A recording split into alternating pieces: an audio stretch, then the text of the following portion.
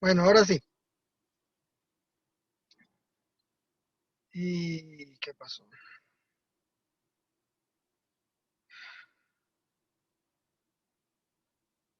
Cuando algo no quiere, no quiere. Vamos a ver.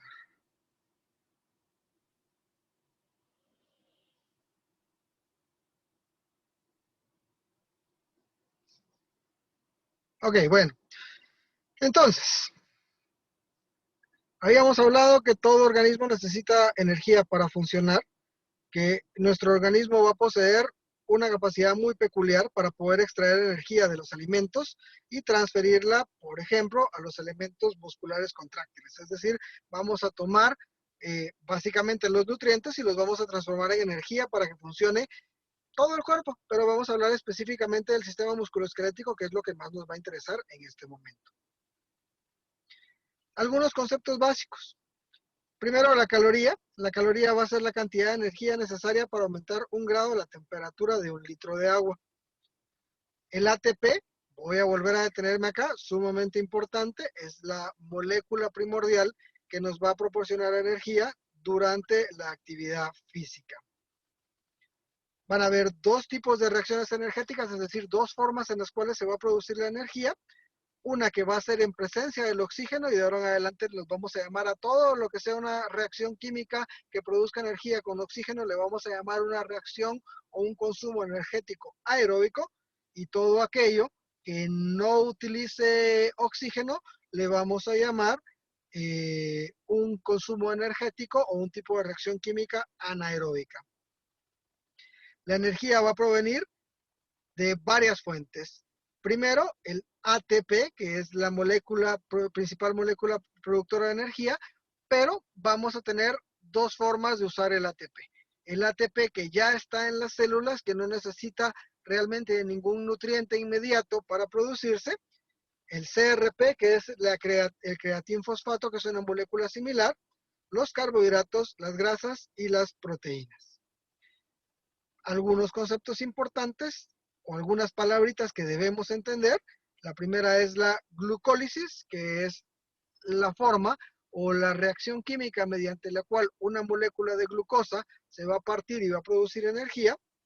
La gluconeogénesis, que es la forma en la que la molécula de glucosa se va a fabricar a través de otros sustratos que generalmente son desecho de la misma molécula de glucosa. El glucógeno, que no es más que la forma en la que la glucosa se va a almacenar en grandes paquetes con muchas glucosas, ya sea en el músculo o en el hígado. La glucogenólisis, que es la reacción química mediante la cual el glucógeno se va a partir para tener moléculas de glucosa, que es la forma en la que el cuerpo empieza a reclutar las moléculas de glucosa para usarlas. La glucogenogénesis, que es lo contrario, la glucosa se va a volver glucógeno, y la lipólisis, que es el mecanismo o la reacción química mediante la cual las grasas van a poder producir energía. Les presento entonces la molécula de trifosfato de adenosina, que es esta que vemos acá, que es la principal moneda o el principal recurso de producción energética que tiene el cuerpo humano.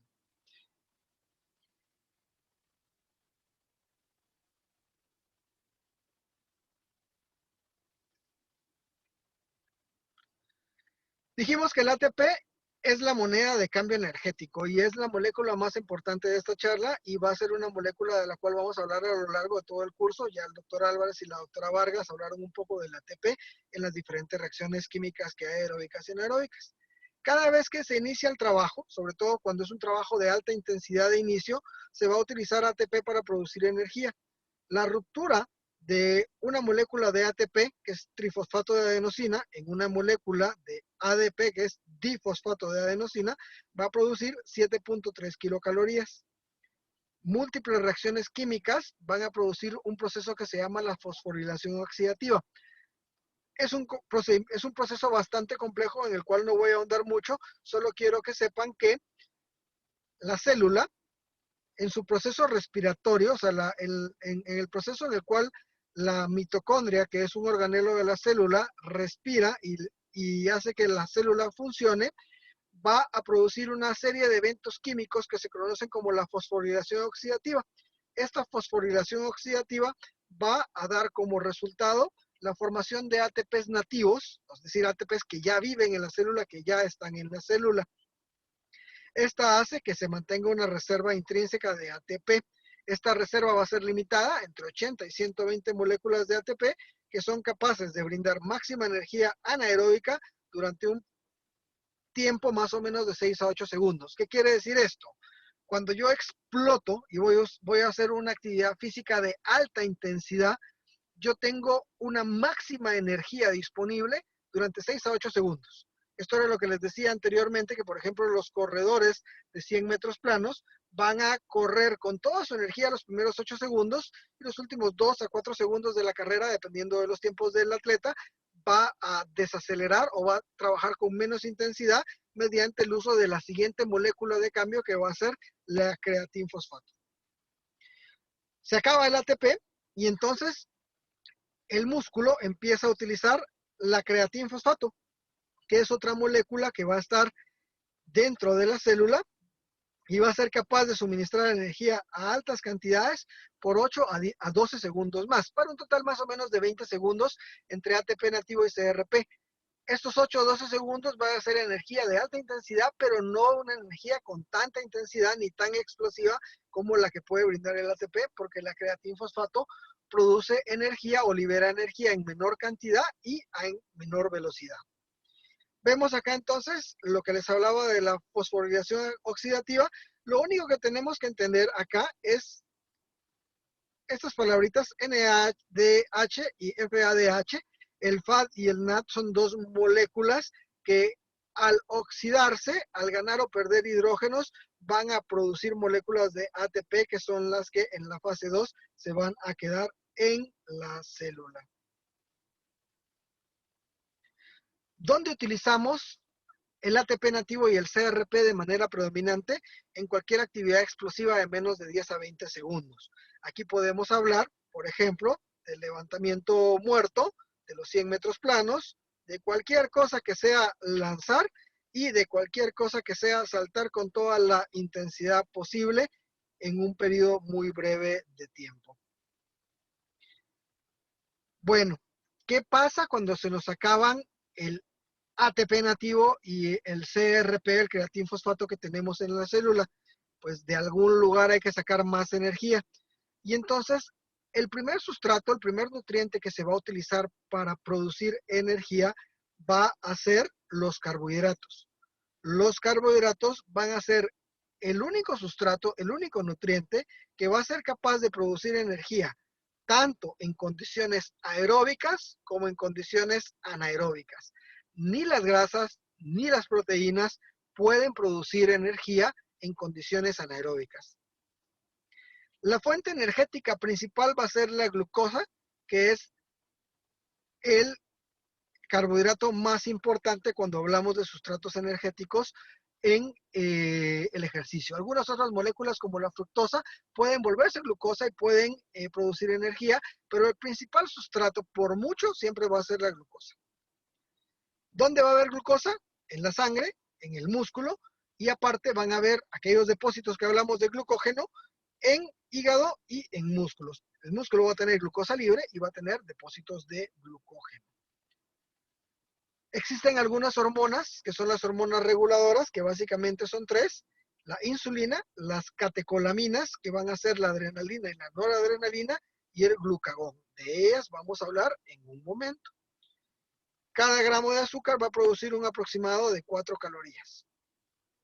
Y los carbohidratos van a ser capaces de mantener energía, tanto anaeróbica primero como aeróbica después, durante un total aproximado de 90 minutos de actividad física. Bueno, entonces voy a retomar algo que decía hace un rato. Cuando hablamos de ejercicio anaeróbico, lo vamos a partir en dos grandes grupos. El ejercicio anaeróbico al lactácido, cuando les dicen ejercicio anaeróbico o actividad anaeróbica alactácida o aláctica, básicamente nos vamos a referir a los primeros 20 segundos donde no se usa glucosa. Y como la glucosa, uno de sus desechos en la producción anaeróbica es el lactato, al no usarse glucosa, no va a haber producción de lactato y por tanto esto se va a llamar la etapa anaeróbica alactácida. La glucólisis anaeróbica va a producir energía de alta intensidad, alta comparada con el uso aeróbico de energía, con la producción aeróbica de energía, pero más baja que la producida de forma alactácida. Va a ser menor que el ATP y el CRP intrínseco y va a producir energía durante un periodo más o menos de 90 segundos. Con buena intensidad, pero no con una intensidad tan explosiva ni tan grande como el ciclo alactácido. La producción total de ATP por cada molécula de glucosa va a ser de 4. Sin embargo, como vamos a ver ahora sí en la siguiente gráfica, para producir estas 4 moléculas de ATP se utilizan 2 moléculas de ATP nativo y esto hace que solo haya una producción neta de 2 ATPs. Solo el 5% de la energía producida por cada molécula de glucosa o por la glucosa total, perdón, se va a producir de forma anaeróbica y el resto va a ser de forma aeróbica. Al ciclo de la glucólisis le vamos a llamar el ciclo de Embder-Meyerhof, que fue quien describió este ciclo ya hace bastantes años. Bueno, esto es lo que quería que vieran la vez pasada. Vemos entonces que en los primeros pasos del ciclo, que son estos, vamos a tener 2 reacciones químicas en las cuales se va a gastar ATP, pero luego vamos a tener 1, 2, 3 y 4 reacciones químicas en las cuales se va a producir ATP. Quería recalcar esto. Al final se va a producir este piruvato y este piruvato tiene 2 caminos. Si no hay oxígeno, se va a volver lactato. Si hay oxígeno, se va a convertir en acetilcoenzima A. Este paso es bien importante porque este paso, muchos de los pasos son reversibles, pero este paso no es reversible. La acetilcoenzima A no se puede convertir en piruvato y esta es la razón por la cual vamos a ver más adelante que las grasas no pueden regresarse a producir glucosa y por tanto no pueden alimentar al sistema nervioso central ni al cerebro.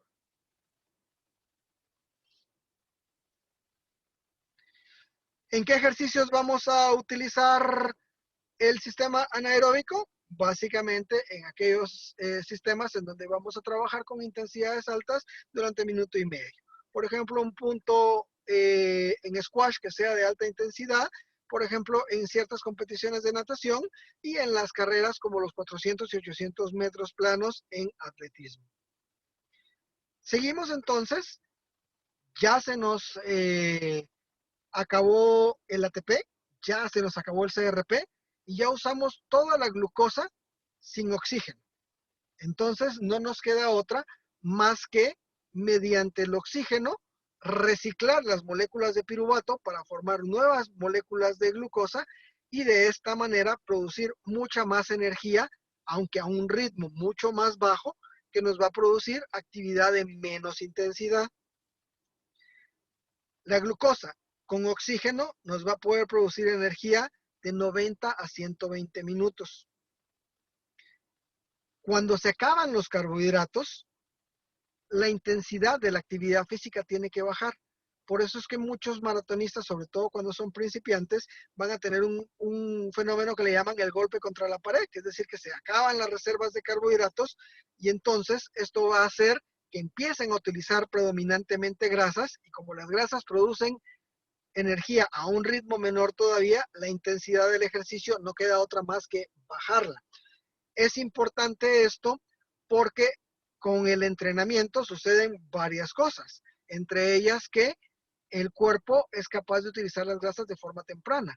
Y esto es importante también porque de esta manera entiende uno por qué los suplementos en competencias de fondo, los suplementos de carbohidratos a la mitad de la competición son esenciales para que el atleta pueda mantener el ritmo. Y en este caso, los suplementos de glucosa van a ser considerados ayudas ergógenas totalmente aceptables y totalmente legales para que el atleta pueda rendir mejor.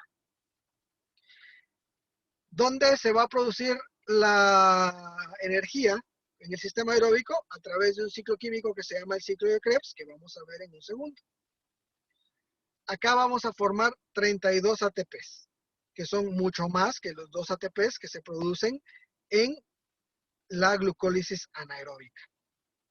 Bueno, este es el ciclo de Krebs y lo único que quiero que miren acá es que la acetilcoenzima A entra acá y da toda esta vuelta y durante toda esta vuelta va a producir un chorro de moléculas de ATP que son las que nos va a dejar que podamos producir la energía necesaria para actividades físicas mucho más largas. ¿Dónde vamos a utilizar estos sistemas de consumo energético? Pues en muchos deportes donde la duración sea larga. En el fútbol, competencias más largas de remo y en carrera. Es bien importante, y esto lo vamos a ver en un cuadro adelante, entender que prácticamente ninguna actividad física va a depender solo de un sistema metabólico de producción de energía.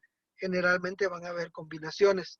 Había un comentarista de boxeo cuando yo era niño que le encantaba decir que el boxeo era una actividad aeróbica, anaeróbica, y se pasaba toda la pelea diciendo que el boxeo era aeróbico o no aeróbico, y esto es porque se combinan ciclos de resistencia prolongada con ciclos explosivos. Pero esto no lo vamos a ver solo en el boxeo, lo vamos a ver en el sprint de un futbolista, lo vamos a ver en el lanzamiento o en los contragolpes, ya sea en balonmano o en baloncesto, y en muchas actividades vamos a ver una combinación de ambos sistemas y entender qué predominio de sistema o qué sistema se da más en un deporte o una actividad física es fundamental para que podamos entender la plática dentro de 2 días, donde vamos a hablar de sistemas ya más específicos de entrenamiento o de cómo se debe prescribir la actividad física o cómo se deben armar los planes de entrenamiento en los diferentes deportes.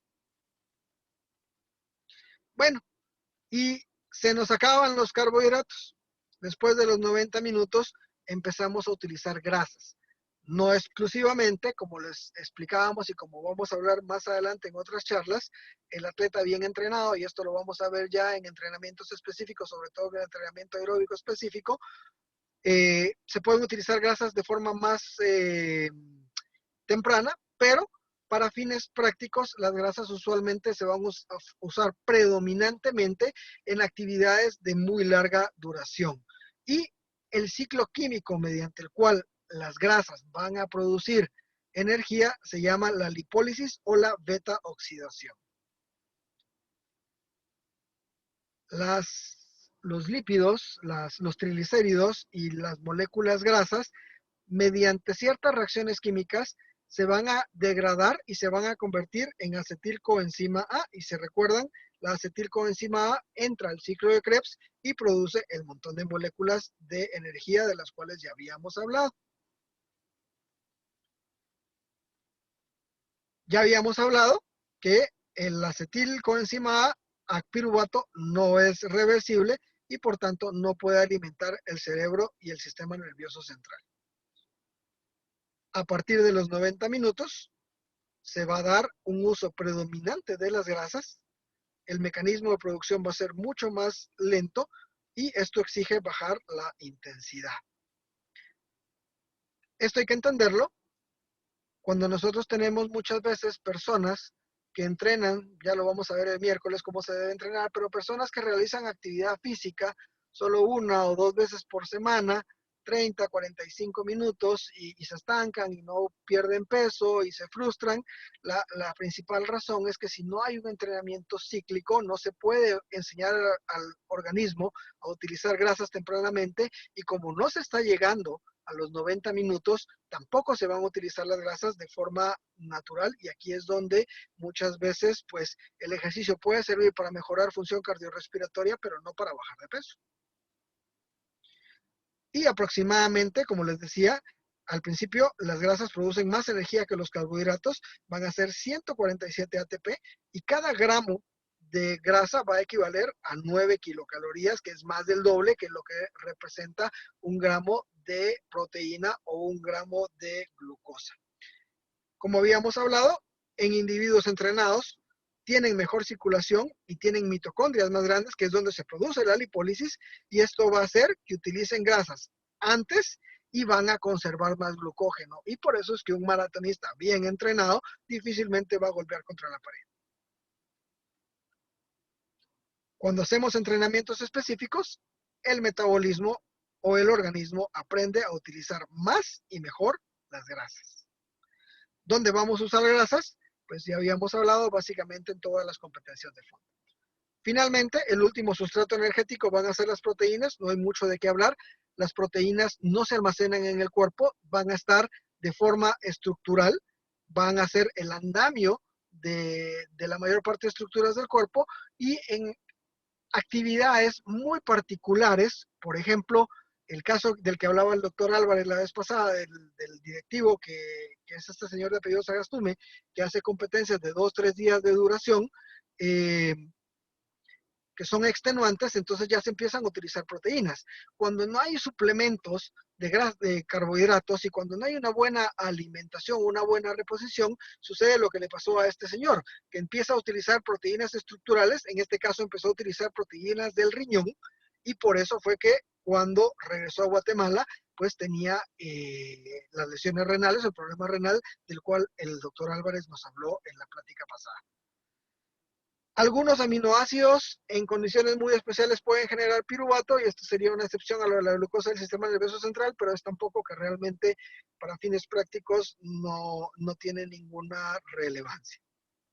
Vamos a regresar a hablar un poco de las hormonas reguladoras de las que hablábamos al principio y solo quiero que entiendan lo siguiente. Básicamente, la insulina, que es la hormona antagónica, la que va en contra de todas las demás hormonas, lo que va a buscar es que se guarden la glucosa, que la glucosa no esté en la sangre y que se almacenen los triglicéridos y las grasas. Y las hormonas contrarias, sobre todo las catecolaminas, sobre todo la adrenalina, van a movilizar las grasas. Esto es importante en ciertos tipos de entrenamiento, como los entrenamientos de tipo interválico. Los entrenamientos de tipo interválico van a ser entrenamientos en los que combinas trabajo aeróbico con explosiones anaeróbicas. Estos entrenamientos bien llevados, y si no agarras a un gordito principiante a hacer clases de CrossFit extenuantes, porque entonces se golpean, pero si se llevan bien esos entrenamientos, pueden hacer que ciclos mucho menores de actividad física, ciclos de 30 a 45 minutos, en donde esas explosiones anaeróbicas producen y estimulan la adrenalina, movilicen grasas, porque esas explosiones de adrenalina lo que hacen es que básicamente engañan al cerebro, cree que se va a quedar sin reservas de glucógeno y entonces empieza a movilizar grasas. Entonces estos sistemas de entrenamiento son algunas de las estrategias que se utilizan para que el organismo pueda movilizar grasas antes de tiempo. Este es el cuadro del que les hablaba, espero que hoy sí lo puedan ver. A mí me gusta mucho porque grafica de una manera bastante sencilla cómo, dependiendo del tiempo que dure la actividad física, si es una actividad física constante, qué predominio de sustrato energético va a haber y si la actividad va a ser predominantemente anaeróbica o predominantemente aeróbica. Nótese que aún las actividades tan cortas como 10 segundos van a tener hasta un 10% de porcentaje aeróbico y aún las muy largas pueden tener muy poco anaeróbico, pero pueden tener. Y entender también que, por ejemplo, cuando yo estoy haciendo una maratón o cuando yo estoy haciendo una competencia de fondo, si yo hago muchos remates, o sea, si trato de hacer como muchos, apretar el paso en muchas ocasiones, muchas veces lo que va a suceder es que esas explosiones anaeróbicas que generalmente van a ser a expensas de glucólisis lactácida, me va a producir una acumulación de ácido láctico que va a hacer que me fatigue antes de tiempo. Entonces, la técnica es fundamental. Como datos finales, ahora sí, hay actividades que son mixtas y entender que la mayoría de deportes de conjunto y de raqueta son actividades mixtas, igual que el boxeo. El entrenamiento específico va a modificar las condiciones metabólicas, cardiovasculares, neuromusculares y hormonales. Traducido al español, Si yo tengo un entrenamiento específico para la actividad que yo voy a tener, yo voy a rendir mejor. Pero si yo no respeto el principio de especificidad del entrenamiento, del cual vamos a hablar el miércoles, yo no voy a tener resultados adecuados. Algo tan sencillo como si yo tengo una actividad mixta y si yo entreno solo aeróbico, definitivamente no voy a rendir. El ejemplo clásico, nosotros jugamos balonmano, o durante toda nuestra vida jugamos balonmano, y ya en la época de veteranos, hace unos 6, 7 años que jugamos por última vez, hicimos un equipo con jóvenes y se nos pegó al final un compañero mío de promoción que estaba haciendo maratones. Yo ya no jugaba, sino era el entrenador, pero cualquiera que haya entrenado conmigo sabe más o menos que mis entrenos de balonmano tienen un componente mixto bien cargado y llegó como muy confiado de que iba a poder aguantar el entreno y a los 15 minutos estaba tirado en el piso, porque por mucho entreno aeróbico que él tuviera, no logró tolerar las explosiones anaeróbicas que tiene un entreno de balonmano de los míos. En resumen, 15 a 20 segundos vamos a tener ATP-CRP, de 20 a 90 segundos, glucólisis anaerobia, 90 segundos a 90 minutos carbohidratos y las grasas van a ser 90 minutos o más. Vamos a tener actividades físicas aeróbicas, vamos a tener actividades físicas mixtas y actividades físicas anaeróbicas. Esto es lo que quiero que se graben bien en la cabeza, que entiendan bien estos conceptos para que podamos llevar las siguientes clases y todos, o la mayoría al menos, estemos en sintonía. Muchísimas gracias a todos y pues quedo a la orden por si alguien tiene alguna duda.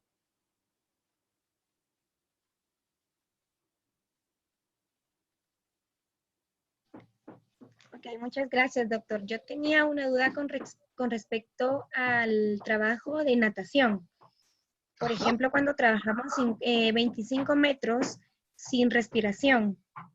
Obviamente, como no hay ausencia, no hay presencia de oxígeno, es totalmente anaeróbico. No Correcto, sé es de si estoy en predominio eso. anaeróbico, correcto. Está totalmente en Ah, lo correcto. Dependiendo del nivel, ¿verdad? Obviamente, a un nivel ya profesional, incluso los 50 metros libres van a tener un predominio anaeróbico. En este caso, los 25 metros que van a tener una explosión grande, van a tener un predominio anaeróbico bastante grande. Tener en cuenta que por mucho que se trate de mantener una actividad al extremo, va a tener 8 segundos a máxima velocidad y luego pues ya va a haber una desaceleración conforme se acaban los ATP y empezamos a utilizar creatinfosfato y empezamos a utilizar sistemas anaeróbicos de glucosa. ok, muchas gracias, doctor. A la orden. ¿Alguien más tendrá alguna otra duda? O la pueden poner en el chat si quieren. Doctor, disculpe, tengo otra duda. Por A ver. ejemplo, en el consumo de en el consumo de las proteínas en un atleta, la ingesta es diaria y obviamente la pérdida es diaria. ¿O Ajá. alguna proteína se queda reservada como un carbohidrato? ¿O es No, de negativo hecho, todo? de hecho las proteínas casi no se usan en la actividad física, por eso fue que el slide fue tan escueto. Los principales combustibles van a ser los carbohidratos y en segundo plano las grasas. Uno va a utilizar proteínas en actividades extenuantes, es decir, si yo me voy a tardar en una actividad física más de 6, 8 horas, ¿sí? En teoría, las grasas deberían proveer energía casi de manera ilimitada. Por eso ponía yo de ejemplo a este señor Sagastume, estas competencias en donde él es muy bueno, que son competencias de miles de kilómetros, que son 3 o 4 días de competencia. Este tipo de competencias, cuando no tienen las reposiciones adecuadas, utilizan proteínas, que no es lo ideal, porque ya ve que en la competencia en donde él regresó con problemas renales, no llevaba un nutricionista y no se quiso hidratar y no quiso casi que comer durante toda la competencia. Resultado, su organismo empezó a usar proteínas. Las proteínas no se almacenan.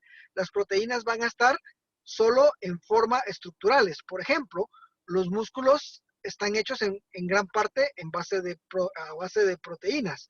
No hay reservas de proteínas. Las grasas, hay reservas de grasas, que son el lipocito. Van a haber reservas de glucógeno y de glucosa, que son las reservas de carbohidratos, pero las proteínas no se mantienen de forma normal en reservas, solo de forma estructural. Si uno usa una proteína, está destruyendo algo, está teniendo algún tipo de reacción catabólica o destructiva para poder utilizar esa proteína. Las proteínas normalmente en el ejercicio no se usan.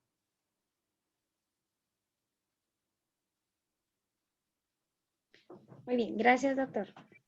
A la orden.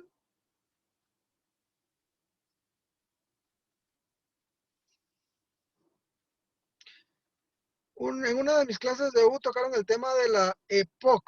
Entonces quería saber cómo esta enfermedad influye en el desempeño de los atletas. Bueno, esta es la pregunta para Álvarez, no para mí, pero les voy a tratar de contestar de la manera más simple posible.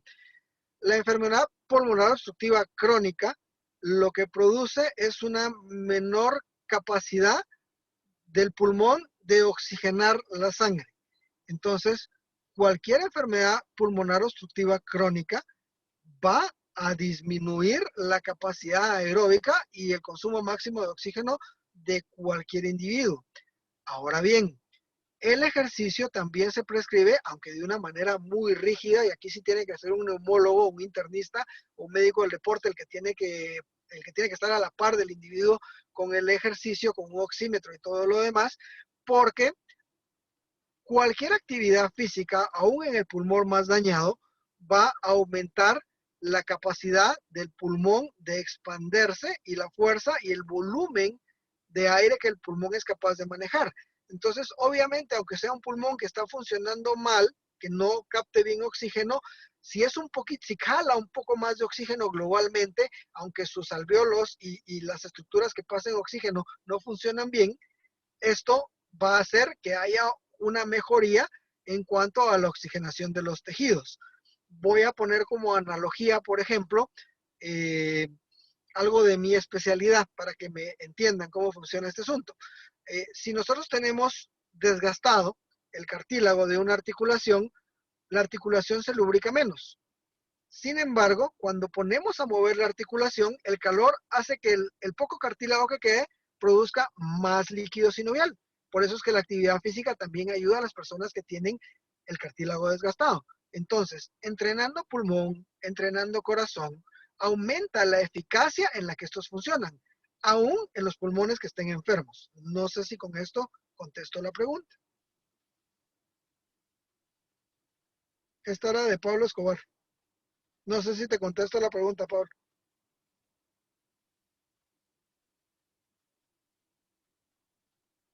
Perfecto. No sé si alguien más tendrá alguna otra pregunta. Hoy sí les pido mil disculpas por todos los inconvenientes de hoy, pero pues me tocó venir a trabajar y la gente se golpea sin avisar. Si no hay ninguna otra duda, pues les agradezco mucho su atención. Vamos a subir esta, a ver si esta sí queda bien. Y nos vemos pasado mañana para platicar ya de una manera un poco más específica sobre la dosificación del ejercicio y, ¿cómo se llama? Las estrategias para hacer planes de entreno. Y avisarles desde ya que reserven el tiempo para el sábado a las 6 de la tarde, porque el sábado a las 6 de la tarde tenemos nuevamente un conferencista internacional, el doctor San Martí de Perú, que es médico del deporte, que nos va a dar una plática básicamente sobre los niveles de intensidad del ejercicio aeróbico. Y nada más. Si no hay ninguna otra pregunta, pues creo que la dejamos ahí. Y muchas gracias a todos por su atención.